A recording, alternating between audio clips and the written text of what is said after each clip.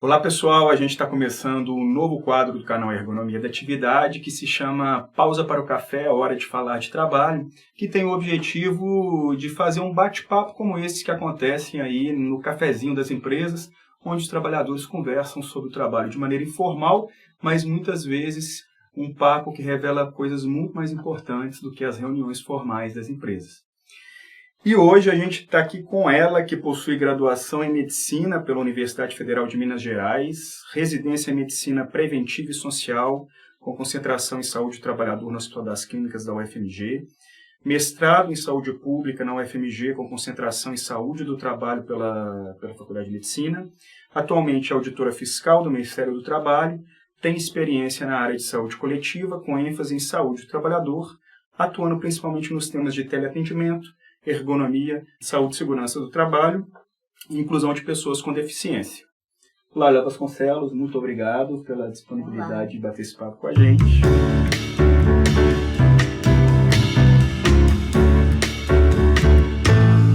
Laila, a gente para fazer esse bate-papo eu andei consultando o seu Lattes e uma coisa me chamou muita atenção logo de cara é que você coloca lá que você está ligada ao Ministério do Trabalho e Emprego, como auditor fiscal do trabalho, sendo que, na verdade, se me corrija se eu estiver errado, você está ligado à Secretaria Especial de Previdência e Trabalho do Ministério da Economia. Isso aí é um saudosismo ou é só preguiça mesmo no lugar? Tem o lado da preguiça, que eu não me lembrei de modificar no Lattes, mas onde eu me apresento, eu sempre digo que sou do Ministério do Trabalho, até como uma forma de protesto, porque a gente acredita que o trabalho seja uma instância muito importante da vida das pessoas, né? Pelo menos um terço do nosso dia é no ambiente de trabalho. Então, eu acho que por essa importância, esse ministério não poderia ter sido, né, desmanchado, de certa forma, ou rebaixado na hierarquia. Certo. Então, protesto legítimo. Falando um pouquinho sobre o seu percurso profissional, você formou em Medicina na UFMG em 2001, depois você fez a residência em Medicina Preventiva e Social também na UFMG de 2001 a 2003. Depois você fez o mestrado em Saúde Pública, também na UFMG Puro Sangue, né? De 2004 a 2005 na área de teleatendimento, não é isso? E aí em 2007 você entra então como auditora fiscal do Ministério do Trabalho. No meio tempo você trabalhou com sindicato, trabalhou no INSS como perita, trabalhou com inclusão de pessoa com deficiência no trabalho. Então um percurso super interessante porque a gente vê que você tem uma preocupação grande com os problemas da nossa sociedade. Mas ao mesmo tempo eu vejo que me parece um perfil meio escasso hoje dentro da medicina, né? Pelo menos os médicos que eu conheço eles vão para outras áreas. É verdade. Não, acho que até são raros mesmo. Até os que se dedicam à medicina do trabalho, né? Às vezes tem esse viés mais, a questão de trabalhar para empresas e tudo mais. Aí eu tive essa formação na medicina social muito em função disso. Eu já busquei desde o final da minha graduação, eu já comecei a atuar nessas questões, né, de saúde ambiental, de saúde de trabalho. E aí eu fui seguindo esse caminho e passei em várias, né, tarefas diferentes, aí, como você disse. Mas desde que eu fiz a residência, que eu passei num estágio no Ministério do Trabalho, que eu tive esse desejo de trabalhar lá. Então, aí, quando apareceu o concurso, eu resolvi fazer. E desde 2007 eu estou lá, então. E você tem uma experiência grande na área específica de teleatendimento também, né? Que você trabalhou com o sindicato, né, em 2003, se não me engano. O seu mestrado você desenvolve também no teleatendimento, você gerou artigo científico. Logo em seguida, 2006, 2007, nós vamos inclusive disponibilizar aqui alguns dos artigos da Laila para os telespectadores. E aí tem um fato curioso, que pelo menos eu achei curioso, né, que no ano de 2017, quando você gera esses artigos e que você termina também seu mestrado na área de teleatendimento, saem os 2 anexos nesse mesmo ano, né, da NR17, um deles específico sobre o trabalho do teleatendente. E em 2007 também é um ano que você entra para o Ministério do Trabalho. Então, um ano que aconteceu muita coisa, um ano importante esse 2007 aí. Isso tudo é só uma grande coincidência ou você teve alguma influência no anexo, por exemplo, que tem um tema direto ligado com o seu mestrado, com a sua área profissional? Na verdade, eu fiz parte dessa história de alguma maneira, porque nesse trabalho no sindicato, a gente teve contato com as queixas dos trabalhadores em relação a essa atividade, né? De ser muito penosa, com muitas cobranças de meta, sem possibilidade até de ir ao banheiro. E o sindicato de telefonia da época, ele fez uma denúncia junto ao Ministério Público do Trabalho, né, um dos órgãos que eu trabalhei também depois, mas em relação a essas condições de trabalho, o Ministério Público entrou em contato com o FMG para fazer um estudo, uma avaliação ergonômica, porque a gente não tinha muita discussão sobre isso na época. Tinha discussão sobre adoecimento e tudo, mas não tinha uma análise ergonômica mais aprofundada, mais detalhada. E eu participei da equipe que fez essa análise ergonômica, né, lá na Federal, e aí... Isso na condição de estudante mestrado na época, é isso? Estudante ainda na residência. Foi antes mesmo do mestrado, né? A minha orientadora, a professora Ada Assunção, e esse estudo foi demandado para ela, eu era dessa equipe mesmo antes de entrar no mestrado. Então, todos os dados que nós colhemos nessa fase de residência, ainda um pouquinho da graduação, eles foram utilizados pelo Ministério Público para subsidiar algumas ações. E, em conjunto com o Ministério do Trabalho, foi editada uma nota técnica, uma recomendação na época, em 2005, se não me engano. Só que o que aconteceu?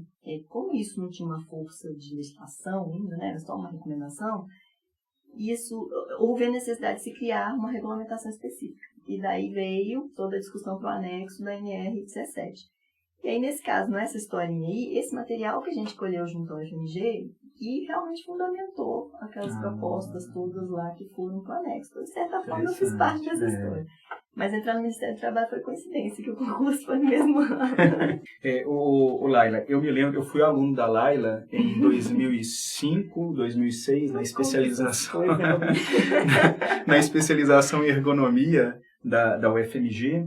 E, aliás, que time, hein, que tinha naquela época, que era você, Ayrton, Ada, Chico, o Adson, Eugênio, Carlos Diniz, né, uma equipe, como diz o Faustão, só fera, bicho, só fera que tinha ali, privilegiados nós que passamos lá para aquelas turmas. Mas eu me lembro muito das suas aulas, você tinha acabado de defender o seu mestrado, né, em 2005, né, que você defendeu, a gente estava ali em 2005, 2006, e se apresentava muita coisa da sua pesquisa, e me lembro muito das condições penosas que você mostrava no seu campo de pesquisa, com situações onde os teleatendentes ficavam horas sem ir no banheiro, com infecção urinária, as questões de assédio moral, né?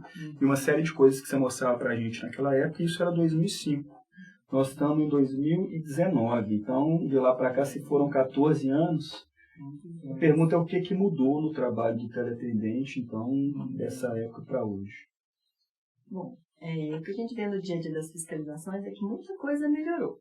Não vou dizer que está bom ainda não, pelo contrário, porque apesar de ter regulamentação, com detalhamento das coisas que não devem ser feitas, elas ainda acontecem, né? O que acontece em todas as áreas, no teleatendimento também. Só que uma coisa assim, que foi fundamental que mudou é o olhar sobre esse ambiente de trabalho, sobre essa atividade. Porque até então, o que a gente via no dia a dia nos programas de prevenção, tudo era o seguinte, não tem risco. Porque não tem ruído, não tem poeira, não tem produto químico, então não tem risco.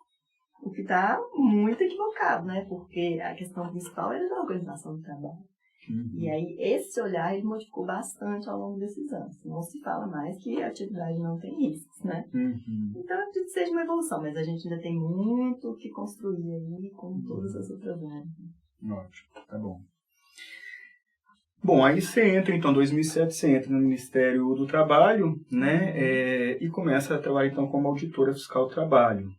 Você podia contar para a gente um pouquinho como que é o trabalho do auditor no dia a dia, porque a imagem que muitos de nós temos é que o auditor é aquele que vai na empresa fiscalizar a empresa, né? Mas a gente sabe que tem muitas outras coisas que vocês fazem além disso. Vocês são quantos no Brasil? Como é que funcionam as equipes, os trabalhos? Bom, o que a gente tem hoje é um problema sério de pessoal, né? A gente está com uma defasagem enorme, a gente está hoje com em torno de 2.200 auditores para o país todinho, nessa extensão de país, com milhares de atividades diferentes, né? A gente tem hoje em torno de 1.400 de déficit em relação ao mínimo que a OIT preconiza em um país desse porte. Mas a gente está sem perspectiva de concurso, inclusive de reposição do quadro, com muita gente aposentando. E a gente tem muitas atividades mesmo, como você disse, tem essa questão fiscalizatória, claro, né, que a gente vai à empresa, a gente tem a parte trabalhista, que a gente diz de jornada, né, regulação de pontos, horários de trabalho, fundo de garantia, né, que é uma parte mais próxima da tributária, apesar de não ser exatamente o tributo, mas a gente tem toda a parte de saúde e segurança também para verificar, né, que essa é onde eu atuei a maior parte da minha vida lá.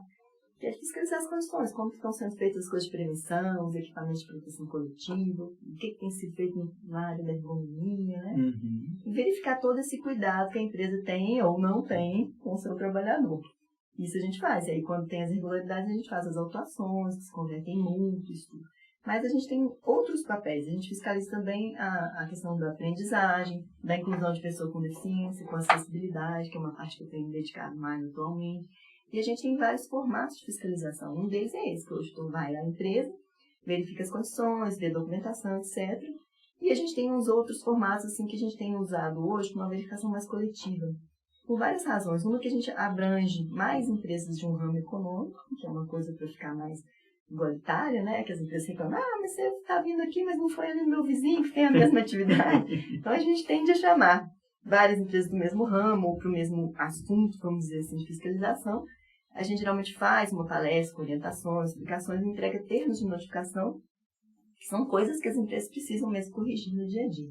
E a partir daí a gente acompanha essa correção com os prazos, alguma coisa nesse sentido. Olha, interessante, eu não sabia que tinha. Então, se eu entendi bem, uma das maneiras de fiscalizar as empresas, ao invés, pelo próprio déficit que hoje vocês têm, né, de mil e quantos, você disse? Em torno de 1.400. 1.400, de acordo com a OIT, né? No mínimo necessário. Uma maneira de tentar, vamos dizer, regular isso, utilizando o termo da ergonomia, né, de encontrar uma regulação e fazer uma espécie de uma auditoria coletiva onde vocês chamam as empresas para o Ministério do Trabalho para poder fazer esse trabalho em conjunto, é isso? Isso, então a parte mais que a gente tem que, não é nem orientar, porque isso não é um papel da gente, né? A gente não é consultor de empresa, mas a gente ainda faz esse papel de explicar tudo que vai ser exigido, como é que deve ser feito, assim, minimamente, e acompanhar isso ao longo do tempo, às vezes com apoio de sindicatos, etc. Porque é uma estratégia mesmo que a gente está criando para conseguir alcançar um número maior de empresas e temas mais específicos, como acessibilidade. A gente já tem as NBR de acessibilidade há muitos anos, mas as empresas pouquíssimo se preocupam com isso, infelizmente, né? E isso é fundamental para uma boa inclusão da pessoa com deficiência, com deficiências mais severas, principalmente. Então, a gente tem atuado nessa parte de uma maneira mais coletiva. Mas a gente tem várias ferramentas, na verdade, vamos dizer assim, para tentar compensar essa falta de pessoa. E eu fico imaginando, a gente já falou aqui do Ayrton Marinho, né, que é outro auditor fiscal do trabalho, e que tem formação ampla e aprofundada em ergonomia também, né, assim como você, é médico, aliás, o perfil de vocês é bem parecido, profissional, né, porque é médico do trabalho, mestrado em ergonomia na saúde pública da UFMG, Nossa, é verdade. E são auditores fiscais do trabalho, coitado das empresas que caem na mão de vocês para fiscalizar a questão da ergonomia, hein, Lara? Porque eu estou brincando aqui, mas no geral os auditores não têm formações primeiras porque acho que nem é viável, né? Com 36 NRs atualmente, ou 37 NRs atualmente, não tem como os auditores serem especialistas em todas elas, né? Mas esse perfil, tem mais alguém além de você e o Ayrton que tem formação em ergonomia, por exemplo? A gente tem alguns colegas, mas são bem poucos, não é, na verdade, porque houve uma mudança também nessa legislação da carreira. Antigamente a gente tinha o auditor que era médico do trabalho, engenheiro de segurança, e o auditor do trabalho que verificava as outras questões trabalhistas. Há uns anos atrás, essa carreira foi unificada, é só auditor no fiscal do trabalho, e pode ser de qualquer formação. Então, assim, a gente tem vários olhares diferentes. É uma coisa bem interessante, porque essa diversidade agrega muita gente com formações interessantes, com a parte mais de tecnologia, de comunicação, N coisas. Mas, por outro lado, acaba que os colegas assim, médicos e mais com essa visão de ergonomia ficam meio fora, né, das entradas nos concursos. Então, a gente tem que pensar isso um pouquinho. Eu acho que está fazendo falta fazer concurso, é claro, de todas as maneiras, mas alguma coisa que desse uma ênfase maior também para a parte de saúde e segurança. Que foi o meu concurso, foi o último que teve isso, em 2006, né? A gente entrou em 2007. Mas de lá para cá é um concurso genérico, então a gente não tem essa separação. Entendi. O que é um prejuízo, de certa forma, para a atuação, né? Bom, então falando mais especificamente agora sobre o E-Social, que a gente não falou dele ainda, mas você, enfim, é da comissão de criação do E-Social e tudo mais, mas eu queria entender, assim, qual que é a primeira vez que você ouve falar do E-Social, lá do Ministério do Trabalho, que contexto que era, que situação foi essa e como que se deu esse início aí dessa história? Bom, na verdade, já tem alguns anos, né, que a gente ouve falar do social, mas no início o Ministério do Trabalho não tinha uma participação tão efetiva. De uns 2, 3 anos, eu acredito, talvez 4 anos para cá, é que a gente tem participado mais ativamente e até existe uma sala que centraliza toda a parte técnica que fica aqui em Belo Horizonte, né, no CEF. Então, acabou que o Ministério do Trabalho tomou isso muito para si, da parte de construção técnica mesmo. Tem todos os entes participando, Receita Federal, Caixa Econômica, INSS, todo mundo participa. Mas a parte de construção técnica ficou muito a cargo de colegas nossos, né, auditores também. E há uns 2 anos, mais ou menos, eles sentiram uma necessidade de ampliar mais a parte de saúde e segurança, que até então estava nessa discussão do mínimo ali, que tinha que fazer funcionar e entrar, porque sempre teve essa previsão de que saúde e segurança demoraria um pouco mais para entrar em funcionamento. E aí, essa equipe foi criada, então eu comecei a participar dela no final de 2017, se não me engano, mas eu não lembro exatamente não. E a Mara Camisas também, que é uma colega nossa auditora, que até é autora de um livro das mulheres, não sei se você já viu, tem uma competência muito grande. Então a gente juntou com o Orion, que é um colega da Previdência Social que está desde o princípio trabalhando nisso, para a construção das questões de saúde e segurança. Na verdade, não era construção exatamente, porque já existia uma base que foi formada muito com o pessoal da Previdência há muitos anos, né, no início lá da discussão. O E-Social, gente, ele é um sistema, a gente chama que ele é um repositório de informações, né? Ele é um sistema de escrituração digital. Então, as informações elas são prestadas num ambiente virtual, mas o que acontece? Não existe uma interface que a pessoa entra no computador e preenche os dados, como acontece no social do doméstico. O social das empresas é um pouco diferente, né? Elas têm que criar um software para mandar esses dados para esse repositório. Muita gente fala, o social vai multar as pessoas, já circulou nos grupos de WhatsApp uma lista de multas do social. Não existe isso. O social não vai multar ninguém, até porque, né, não tem condição. Ele é um sistema que só armazena as informações. Então, cada órgão, Receita, Caixa, o Ministério Antigo do Trabalho, né, com tudo falecido, a gente tem que fazer um software, uma malha fiscal que a gente fala, que vai pegar esses dados, analisar e ver indícios de irregularidade. Mas quem faz a fiscalização, a auditoria e a multa em caso de necessidade é o auditor, não é o sistema que faz nada disso. E não existem multas do E-Social, existem multas da legislação que já está aí. É um novo instrumento de transmissão de dados. Sim, mas só para guardar informação. Sim, que está sob o efeito das leis que já existem. Existem, é isso que a gente fala. As empresas perguntam, mas como que eu vou fazer com o exame médico trabalhador? Eu falo, como você faz hoje? Então, ou se faz errado, você conserta, mas se não, você continua fazendo, você só vai prestar informação lá no sistema. Aí existe muito essa discussão. Eu acho que o E-Social é um passo muito interessante para a organização dos dados. E eu falei, não tem que melhorar a questão de prevenção, de saúde e segurança, essas coisas, isso já deve existir, a gente já tem legislação há muito tempo. O que as empresas hoje têm que fazer é melhorar o sistema de gestão da informação. Porque eu acredito que antes era muito tranquilo, assim, falar, faça um papel, coloco lá na gaveta, né? E pronto, se a fiscalização de vier ver, beleza, aí eu vejo se está certo, se está errado. Então, a maioria das vezes, as empresas nunca nem abriram para folhear um programa de prevenção, alguma coisa assim, né? E na própria fiscalização, a gente se depara com situações hilárias, se não fossem tristes, né? Eu peguei um dia uma empresa de fabricação de bloco de cimento, né? Bloco de concreto. E aí, eu falei, o dono foi apresentar os documentos, era uma empresa pequenininha. Eu falei, o senhor tem caminhão frigorífico? E eu, não, por que você tem caminhão frigorífico? Está aqui no seu programa. Então, o famoso copiar, colar, que dá nisso, mas as pessoas nem leem tal a importância que é dada para essa questão do trabalho, da prevenção de acidentes e doenças, né?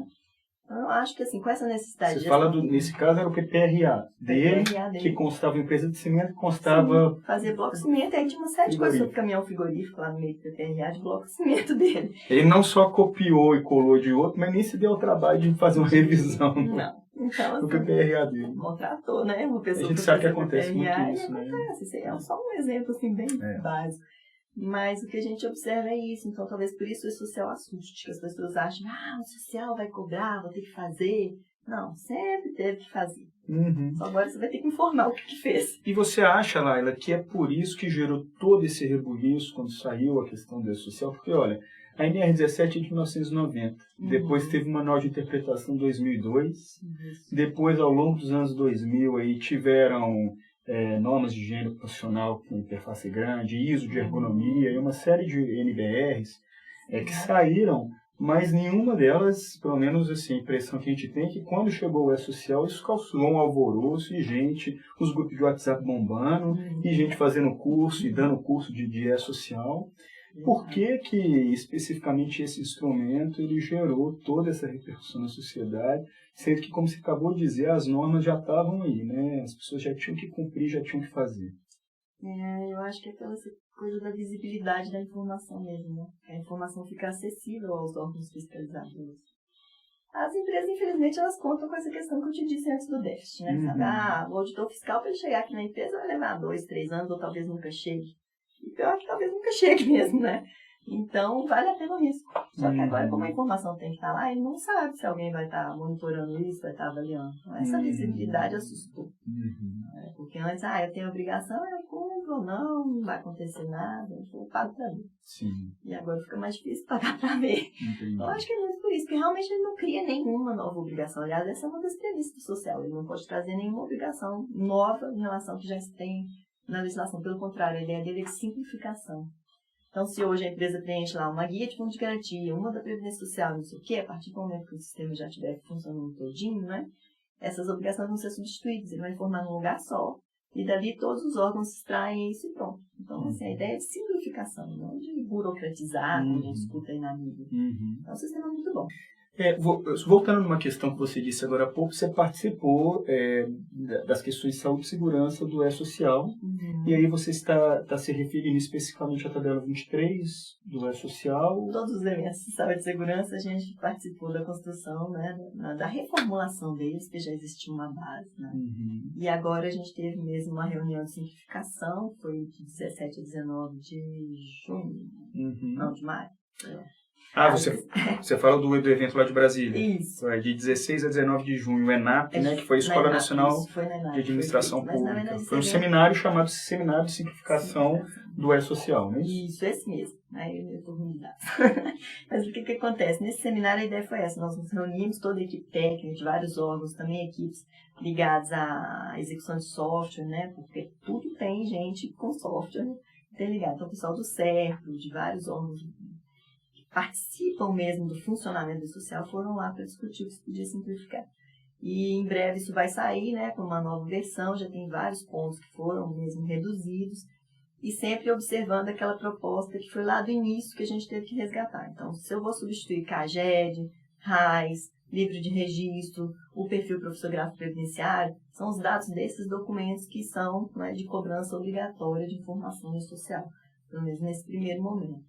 Então, algumas coisas vão ser reduzidas, alguns fatores de risco, vamos dizer assim, né, daquela tabela 23, vão se tornar de informação facultativa no primeiro momento, até que exista um tempo de adaptação para todo mundo entender como é que funciona. E a gente está sempre aberto à discussão também, né, dos assuntos todos. Eu sempre falo, gente, vocês estão incomodados com alguma coisa no social, mandem e-mail para a gente, vamos conversar. Porque a gente fica com uma angústia grande no início, uma equipe pequena, construindo uma coisa desse porte, dessa importância.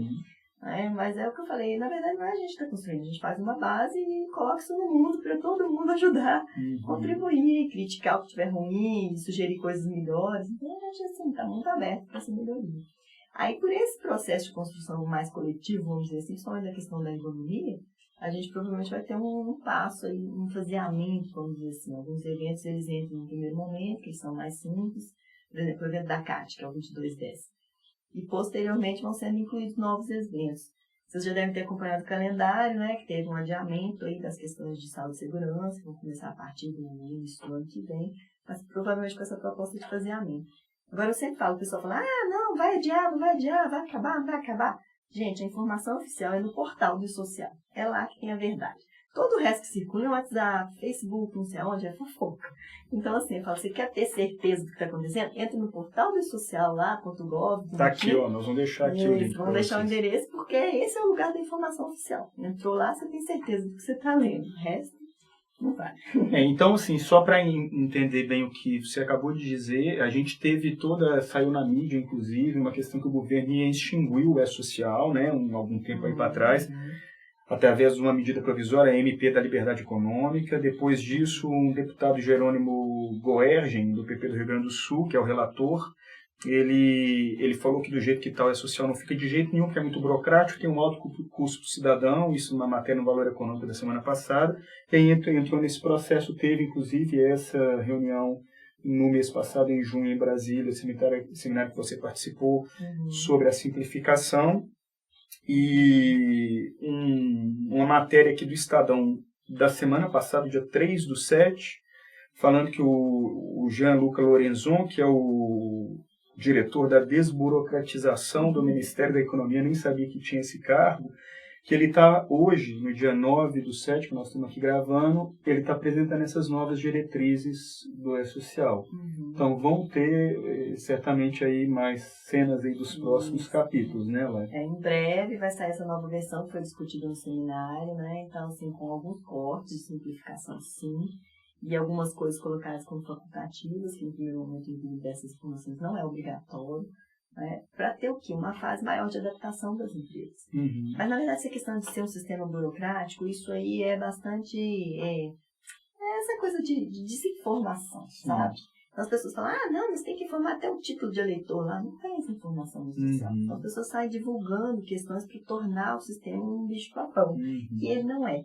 Então, assim, a maior parte das empresas, tudo é discutido, gente, entre as empresas, entre os construtores de software. Não é uma coisa que o governo vai lá e solta um negócio horroroso. Tudo isso foi exaustivamente debatido, construído a várias mãos.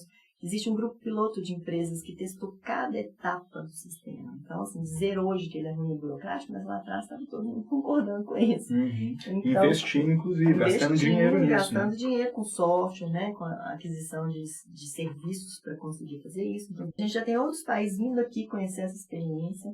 Tá?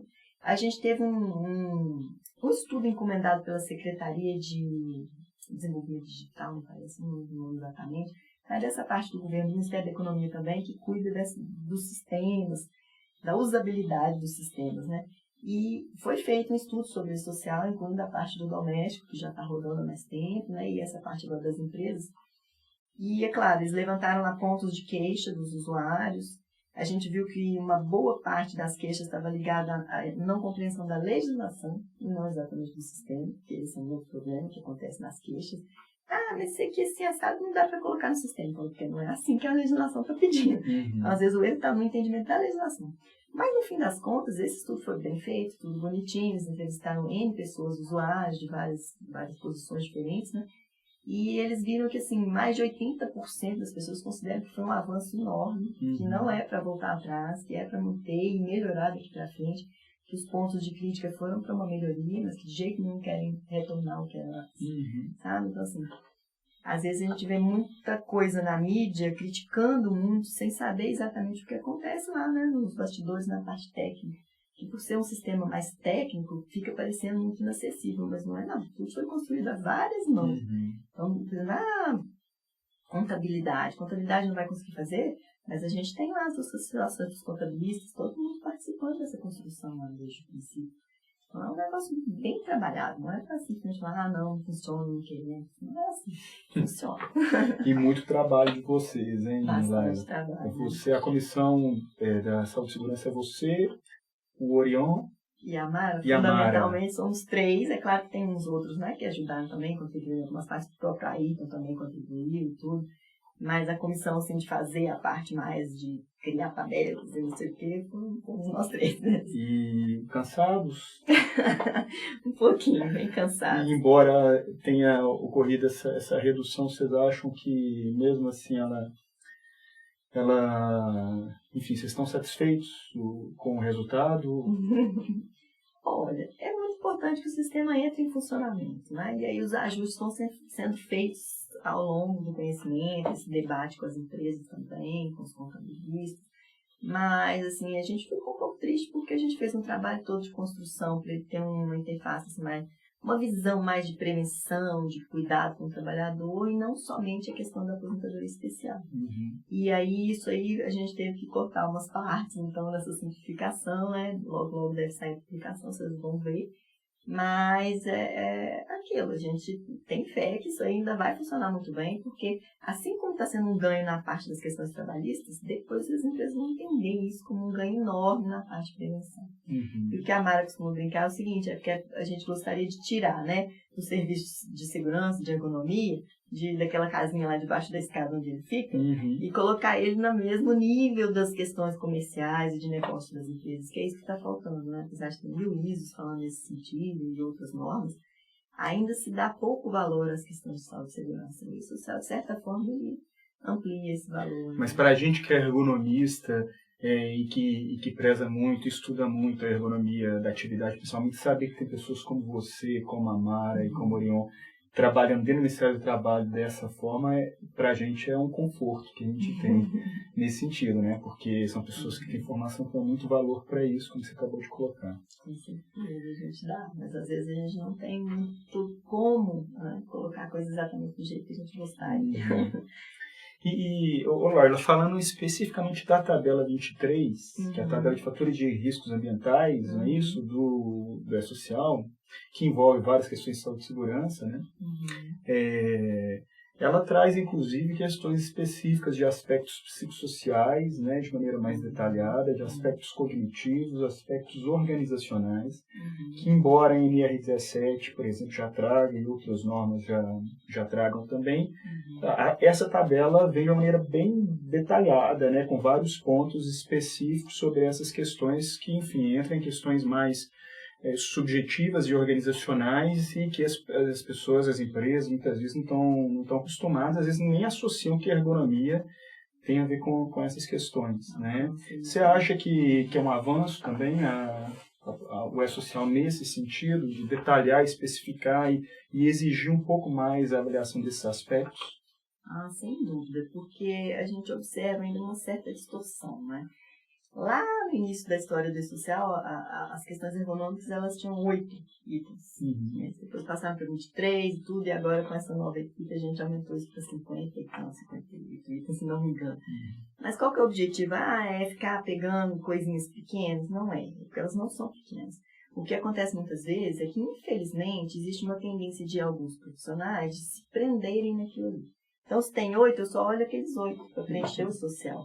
E, na verdade, a análise ergonômica não é isso, né? Nem os 58 que estão lá não são uma análise ergonômica. A análise ergonômica é muito mais ampla, né? A gente tem essa coisa da ergonomia da atividade, a gente tem que realmente compreender o trabalho para transformá-lo, né? Como é o título do nosso livro de cabeceira. Mas a ideia é essa, gente. A avaliação ergonômica já deve existir, como você bem falou, NR de 90, né? Já tem muitos anos aí correndo. Então, assim, não é para mudar a forma de fazer a avaliação econômica. A avaliação continua da mesma maneira, ela tem que ser muito mais ampla do que está ali. De maneira alguma para pegar aqueles itens lá e usar como checklist. Isso de modo algum, que a gente já viu acontecer também. Então, assim, isso são vieses que a gente vai enfrentar aí até que as pessoas compreendam o objetivo social. Como eu disse antes, ele é um sistema de informação. Mas a avaliação do ambiente de trabalho, da atividade, é muito mais ampla que isso. Não só para a ergonomia, mas para os demais fatores também, né? E é uma coisa que eu gosto de ressaltar também, e aí do ponto de vista semântico, não faz muito sentido a gente colocar esse nome, porque ou a questão é um risco ou ela é ergonômica. As duas coisas na mesma frase fica um pouco bizarro. Mas por consagração de uso e tudo mais, a gente mantém assim. Só que é importante a gente esclarecer isso, gente. Aquela tabela são fatores de risco, que às vezes as pessoas me perguntam. A pessoa trabalha à noite e eu tenho que colocar lá como risco? Eu falei, olha, isso é um fator de risco. Se ele trabalha no horário noturno, vai aparecer como fator de risco, sim. É porque as pessoas adoram, assim, consultor e empresário adora colocar corzinha verde, corzinha amarela, corzinha vermelha, né? Exato. Isso não é o objetivo do E-Social. Não é? É levantar quais são os fatores de risco das atividades que estão sendo avaliadas, não é isso? Até porque, como eu disse, o E-Social não contempla, né, sei lá, um décimo das informações de uma boa análise econômica. O que ele tem lá é um mínimo ali, que está muito ligado à questão do perfil profissionográfico, como eu disse, né, são fatores de risco que a Previdência precisa saber para avaliar a aposentadoria, mas a avaliação é muito mais ampla que isso. Então, às vezes, as pessoas falam, se tiver verdinho, eu não preciso colocar no E-Social? Precisa, até porque esse negócio de verdinho, amarelinho, vermelhinho, é meio estranho, né? Assim, porque, na verdade, as ferramentas, a gente tem, centenas de ferramentas. Recentemente, comprei um livro lá de fatores humanos, né? Que é desse tamanho, papel bíblico ali, tem milhares de ferramentas diferentes. Qual que é a ferramenta que eu vou usar para fazer minha análise ergonômica? Olha, a análise ergonômica você não vai usar ferramenta nenhuma. A análise ergonômica você vai avaliar a atividade da pessoa, né? Entender o trabalho dela de verdade. Essas ferramentas, gente, elas têm uso muito pontual. E você tem que saber onde usar. Porque se você pega lá uma ferramenta para avaliar a questão da coluna lombar e utiliza para um trabalhador que está lá, sentadinho, fazendo um trabalho manual, ele está usando os membros superiores, a sua ferramenta vai dar tudo verdinho e o trabalhador está suando, quase morrendo lá na atividade. Então, assim, esse negócio de ferramenta tem que ter um uso muito cauteloso. Se você não entende o trabalho, você não consegue usar uma ferramenta adequadamente. E se você entende o trabalho, na maioria das vezes não vai precisar de ferramenta nenhuma. Vai conseguir detectar os fatores de risco sem a ferramenta, não é verdade? Ô, Laila, a gente fez aqui no canal Ergonomia Atividade um vídeo só discutindo ferramenta e é muito isso daí. A gente vai colocar o link aí para o pessoal acessar também.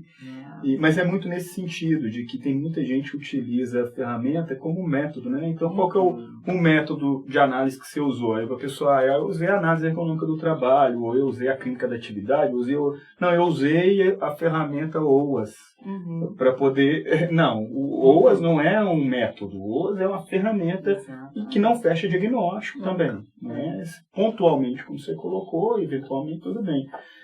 Mas não dá para se usar dessa maneira. Em alguns momentos as ferramentas vão te ajudar a fazer medições, né? Uma coisa mais quantitativa ali da biomecânica, mas isso aí é só um pedacinho da avaliação.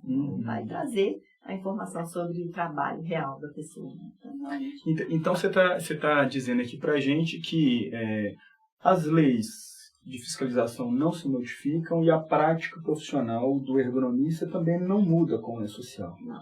O que vai mudar é uma maneira de alimentar alguns dados de toda dessa análise mais completa que ele desenvolve. Exatamente, a análise ergonômica ela tem que ser feita de maneira completa, né, com um bom método, as ferramentas, usando ou não, tem que ser da maneira adequada, se optar pelo uso, mas a forma de fazer a análise ergonômica não muda. O que vai acontecer é que alguns pontos dessa análise vão ser informados ao social, né? Só isso.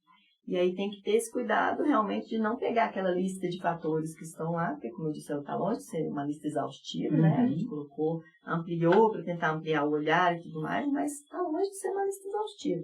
Então, para compreender o trabalho de verdade é muito mais que aquilo.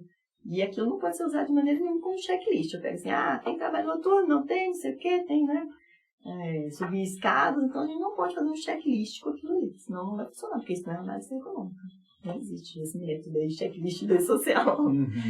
Mas tem uns checklists aí de algumas coisas, né? Como ferramenta. A gente sempre conta. Ô, Laila, a gente já está finalizando, mas eu queria te perguntar sobre a questão da flexibilização das normas regulamentadoras que saiu também, né? O governo falou em flexibilizar 90% ou eliminar 90% das normas. Você participou dessa discussão lá dentro do Ministério do Trabalho? Na verdade, a gente está fazendo sim a revisão de todas as NR. A proposta é que até o fim do ano essa revisão já esteja completa, pelo menos em algum nível para todas as normas, né? Mas não é com essa ideia de cortar 90%, porque nada funciona dessa maneira. Às vezes o governo vem com essas coisas assim meio alarmistas, vamos dizer assim, né? Mas a ideia não é essa, porque toda a análise de norma ela é feita de maneira tripartite, né? A gente tem lá a parte técnica do Ministério do Trabalho, da Fundacentro, Ministério da Economia, né? Ministério do Trabalho ainda. Ministério do Trabalho, Fundacentro e outros órgãos, né? Técnicos de pesquisa e tudo mais, universidades, que contribuem para a construção de um texto base. Depois esse texto base ele vai para a consulta pública, então a população tem também, e a gente tem que ficar muito atenta a isso, vou falar um pouquinho dos prazos para vocês depois.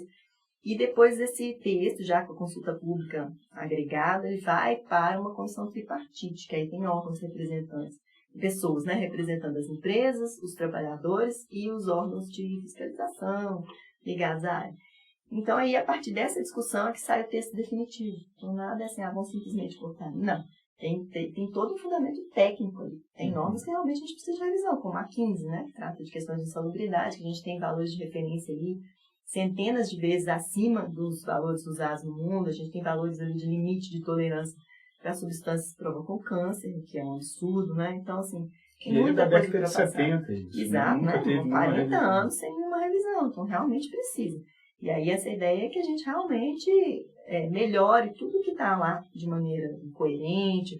E também a gente tem um outro problema, que é a incoerência entre algumas legislações da Previdência e do Trabalho. Isso também é uma coisa que está sendo revisada, inclusive a Previdência está participando ativamente. Mas não é com esse objetivo, vamos sair cortando sem critério. Não é? Revisar é diferente de eliminar. De eliminar, né? Sem critério. exatamente, não é não. E aí os prazos são apertados, inclusive eu ia fazer parte da equipe de revisão da 7, da 9 e da 17, mas o prazo era agora, a gente tinha que fazer o texto base em julho, que eu vou sair de férias, aí eu falei, não quero desistir. Mas então tá para breve, mais ou menos em agosto a gente tem que ter um texto para consulta pública, então peço que vocês fiquem atentos, porque se realmente sair a NR17 misturada com a 7 e a 9, para a gente ficar atento e tudo que a gente achar que não está conforme, né, a nossa avaliação técnica, para a gente fazer as críticas sim, que a consulta pública é fundamental. E em relação aos prazos do E-Social, você pode relembrar para a gente quais são esses prazos? Bom, a gente tem um escalonamento conforme o porte das empresas, né? O grupo 1, que a gente chama, são empresas de faturamento de 78 milhões, né? Aquelas bem grandonas mesmo, elas são sempre as pioneiras, vamos dizer assim. Então, a parte de saúde e segurança provavelmente vai sair em janeiro para elas. Janeiro de 2020. E aí depois em julho entra o segundo grupo, depois em janeiro de 2021 o terceiro grupo, e os órgãos públicos, que são o quarto grupo, entram só em julho de 2021. Então é mais ou menos escalonado. Vai ser um ano e meio de implantação, mais ou menos. Bom, se você estivesse no meu lugar, o que você perguntaria para Laila Vasconcelos que não foi perguntado ainda? Bom, deu uma passada. Eu acho que o social vai mudar alguma coisa na vida dos economistas. Boa.